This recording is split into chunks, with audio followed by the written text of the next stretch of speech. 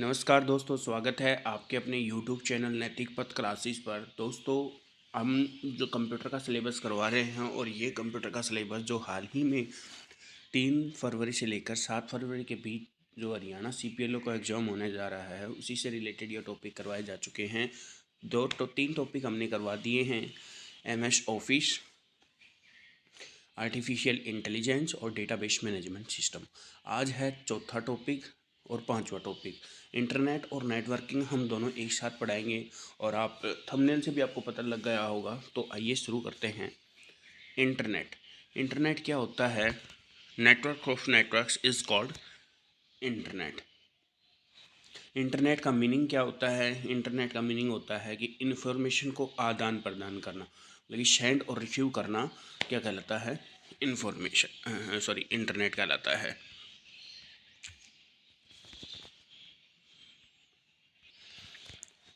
Internet का पूर्ण name क्या है? इंटरनेट इंटरकनेक्शन होता है इंटरनेट का पूर्ण नेम।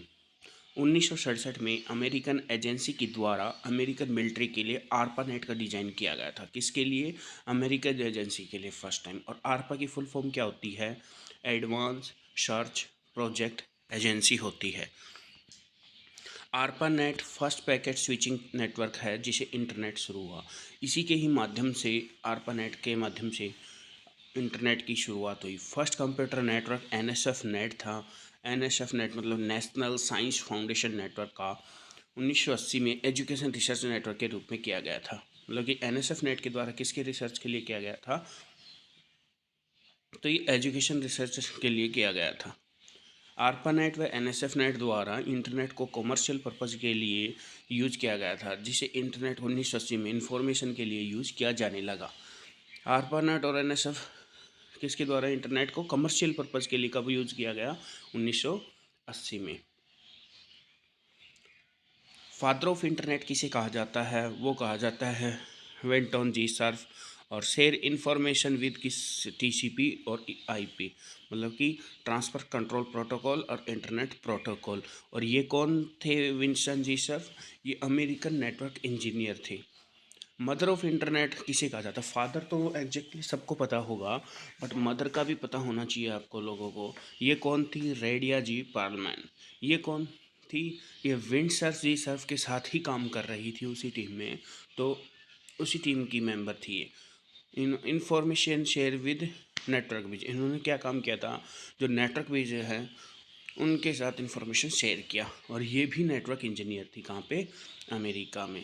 फाउंडर ऑफ WWW मतलब कि वर्ल्ड वाइड वेब, तो ये कौन था? Tim Berners Lee. System of internet services दी थी किन्होंने? बर्नर्स ली ने। नेक्स्ट आपका डोमेन नेम। इंटरनेट से कनेक्ट नेटवर्क से जुड़े हुए कंप्यूटर के छोटे छोटे रूप को क्या कहते हैं? डोमेन। और इनसे ही क्या होता है? इंटरनेट का निर्माण होता है डोमेन के द्वारा। करेक्टर लेंथ कितनी है डोमेन की? 253 करेक्टर मैक्सिमम हो सकते हैं। नेक्स्ट है DNS, डोमेन नेम सिस्टम। ये कई बार कॉम्पिटिटिव एग्जाम में फुल फॉर्म इसकी पूछ ली जाती है। यह IP एड्रेस को ट्रांसलेट करता है, क्योंकि सर्वर को आइडेंटिफाई करने के लिए DNS का यूज किया जाता है। क्या करता है? ये जो भी हमारा इंटरनेट प्रोटोकॉल एड्रेस होता है उसको ट्रांसलेट करेगा और फिर आइडेंटिफाई करता है। DNS सिस्टम की मैक्सिमम लेंथ कितनी होती है? 255 ऑक्टेट होती है। ऑक्टेट का मतलब क्या होता है? 8 होता है।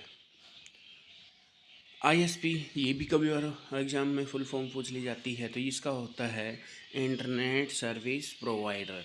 ये क्या करता है? इंटरनेट की सर्विसेज को प्रोवाइड करवाने वाली संस्था ISP कहलाती है। भारत में सर्वप्रथम इंटरनेट कहाँ हुआ था? तो ये भारत में गेटवे इंटरनेट सेवा के नाम से VSNL कोलकाता में शुरू हुआ था। VSNL मतलब विदेश संचार निगम लिमिटेड। और कब शुरू हुआ था ये? 15 अगस्त 1995 को शुरू किया गया था भारत में पहली बार। और भारत की इंटरनेट नीति का क्या नाम दिया गया था? वो दिया गया था DOID। DOID की फुल फॉर्म क्या है? Data one internet domain. MTNL, महानगर टेलीफोन निगम लिमिटेड। इसकी शुरुआत कहाँ से हुई थी? महाराष्ट्र से हुई थी। और कहाँ कौन सा ISP था ये? सेकंड ISP था। फर्स्ट कहाँ था? कोलकाता में। अब इंटरनेट के अलावा दो इम्पोर्टेंट टर्म आती हैं कि इंट्रानेट और एक्स्ट्रानेट क्या होता है। तो इंट्रानेट क्या होता है, किसी ऑर्गेनाइजेशन की पर्सनल कंप्यूटर नेटवर्क का ग्रुप है जिसका यूज ऑर्गेनाइजेशन की इंटरनेट यूजर के बीच इंफॉर्मेशन को शेयर करने के लिए किया जाता है। मतलब कि फॉर एग्जांपल जो कॉल सेंटर होते हैं उनमें इंटरनेट का यूज़ किया जाता है। एक्स्ट्रानेट क्या होता है, यह एक प्राइवेट कंप्यूटर नेटवर्क है जिसका यूज़ सर्विस सिक्योर टाइप से इंफॉर्मेशन को शेयर करने के लिए किया जाता है। मतलब कि क्या होता है, एक्स्ट्रानेट सिक्योर होता है, इसी में सिक्योर होता है और प्राइवेट होता है। इस सिस्टम को पब्लिक टेलीकम्युनिकेशन नाम से भी जाना जाता है क्योंकि ये क्या है, प्राइवेट है, इसलिए इसे पब्लिक टेलीकम्युनिकेशन के नाम से जाना जाता है। अब इंटरनेट सर्विसेज क्या क्या हैं, इंटरनेट की सर्विस है ई एजुकेशन, एजुकेशन पर्पज़ के लिए, ई कॉमर्स, कॉमर्शियल पर्पज़ के लिए, ई वॉलेट्स जो आपके जैसे फ़ोन पे वॉलेट वगैरह हो गए इस टाइप के, ऑनलाइन शॉपिंग, और आईआरसी, इसका भी कई बार एग्ज़ाम में फुल फॉर्म पूछ ली जाती है आईआरसी की। तो क्या होता है इसका, इंटरनेट रिले चैट। एडवांटेज क्या है, फ़ायदे क्या हैं इंटरनेट के, तो वो है अपडेट इन्फॉर्मेशन, हम किसी की सूचना को देखिए अपडेट कर सकते हैं, इम्प्लीमेंटेशन कर सकते हैं, टाइम का शेविंग कर सकते हैं इंटरनेट के द्वारा। अगर हम पढ़ना चाहते हैं और कोई टॉपिक हमें नहीं मिल रहा है बुक्स की बजाय, अगर हम इंटरनेट पर देखेंगे तो जल्दी मिल जाएगा। डेटा की सिक्योरिटी है इंटरनेट में, और ऑनलाइन कम्युनिकेशन कर सकते हैं, मतलब कि आप जैसे व्हाट्सएप पे चैट कर सकते हैं इंटरनेट के द्वारा, एफबी पे चैट कर, वीडियो कॉन्फ्रेंसिंग कर सकते हैं, ये सब ऑनलाइन कम्युनिकेशन हो जाएगा। डिसएडवांटेज क्या है, इसकी स्पैम मेल्स, आपने देखा होगा मेल्स में बहुत सारे स्पैम्स आते हैं, स्पैम्स कॉल भी फेक आते हैं बहुत सारे। साइबर क्राइम दिनों दिन बढ़ रहा है इंटरनेट के द्वारा। वायरस, जब हम कंप्यूटर को ओपन करते हैं तो वायरस आ जाती है, क्या होती है, इन्फेक्टेड फाइल होती हैं, इन मतलब कि एक के बाद एक अपने आप बन जाती हैं। फोमो, फोमो का मतलब होता है कि feed of missing out. Next है आपका क्यूआर कोड, ये मोस्ट इम्पोर्टेंट टर्म है, और जहाँ भी जाते हैं आपको, अगर आप पेमेंट कर रहे हैं कहीं भी, किसी शॉप पे, कहीं पर भी, फ़ोन पे या पेटीएम के द्वारा, तो वहाँ क्यूआर कोड लगा होता है। तो क्यूआर कोड क्या जान लेते हैं क्या होता है। क्यूआर कोड की फुल फॉर्म होती है quick response code.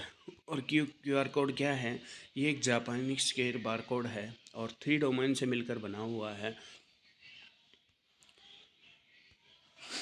QR code में इंफॉर्मेशन को रीड करने के लिए क्यूआर रीडर का यूज किया जाता है। किसका रीड किया जाता है क्यूआर कोड को रीड करने के लिए, क्यूआर रीडर का। और क्यूआर रीडर 15 बिट का कोड होता है जिसमें 3 डोमेन का यूज किया जाता है। ये कितने बिट का कोड होता है, 15 बिट का। और इसमें 3 डोमेन कौन कौन से यूज किए जाते हैं, वो है my pet 20 information, my 20 information, about 20 information, ये 3 डोमेन इसमें यूज़ किए जाते हैं। अब इंटरनेट के कुछ स्टैंडर्ड्स हैं, उनके बारे में थोड़ा जान लेते हैं। तो फर्स्ट है आपका IEEE, इसका जो फुल फॉर्म होता है वो है institute of electrical and electronics engineers. कब फाउंडेड की गई थी ये, 1969 में फाउंड की गई थी। हाँ, और इसका हेडक्वार्टर कहाँ है, तो वो है पिस्कटावे, ये कहाँ है, न्यू जर्सी में। और ये कहाँ क्या है, इसका ऑपरेशन सेंटर है कहाँ पे, न्यू जर्सी में। और कॉरपोरेट ऑफिस कहाँ है इसका, न्यूयॉर्क सिटी में है। Founder institute of radio engineer और अमेरिकन इंस्टीट्यूट ऑफ इंजीनियर के द्वारा ये फाउंड किया गया था। ISO, ISO की फुल फॉर्म होती है इंटरनेट ऑर्गेनाइजेशन फॉर स्टैंडर्डाइजेशन। इसका हेडक्वार्टर कहाँ है, जिनेवा में। और फाउंडेड कब किया गया था, 1947 में। कहाँ पर, लंदन में। लंदन कहाँ है, यूके में। ENSI, American national standard institute, इसका हेडक्वार्टर कहाँ है, न्यूयॉर्क में। और फाउंडेड कब किया गया था, 1918 में। फिर है IENE, integrated assigned numbers authorities की फुल फॉर्म होती है। फाउंडेड 1918 में। हेडक्वार्टर कहाँ पे है, कैलिफोर्निया, यूनाइटेड स्टेट। फिर है IETF, IETF की फुल फॉर्म होती है इंटरनेट इंजीनियर टास्क फोर्स। का फाउंड किया गया था 1986 में। और इसके फाउंडर कौन हैं, माइक कार्गन और रॉबर्ट ई खान।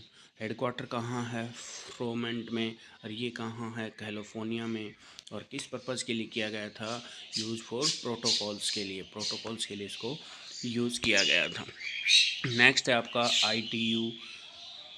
ITU की फुल फॉर्म होती है इंटरनेट टेलीकम्युनिकेशन यूनियन। इस फाउंडेड कब किया गया था, ये फाउंडर कौन है इसकी, मार्शल त्यो, और इसका हेडक्वार्टर है जेनेवा में, स्विट्ज़रलैंड में, और ये किसके लिए है, ऑटोमेशन पर्पज़ के लिए यूज़ किया गया था। तो दोस्तों ये था इसका फर्स्ट पार्ट, और नेक्स्ट पार्ट आज ही आपको मिल जाएगा। अगर आपको ये वीडियो अच्छी लगी हो तो प्लीज़ चैनल को लाइक शेयर एंड सब्सक्राइब कीजिएगा, और इसका जो PDF है वो आपको मिल जाएगा टेलीग्राम पे, नैतिक पथ क्लासेस पर। थैंक यू दोस्तों।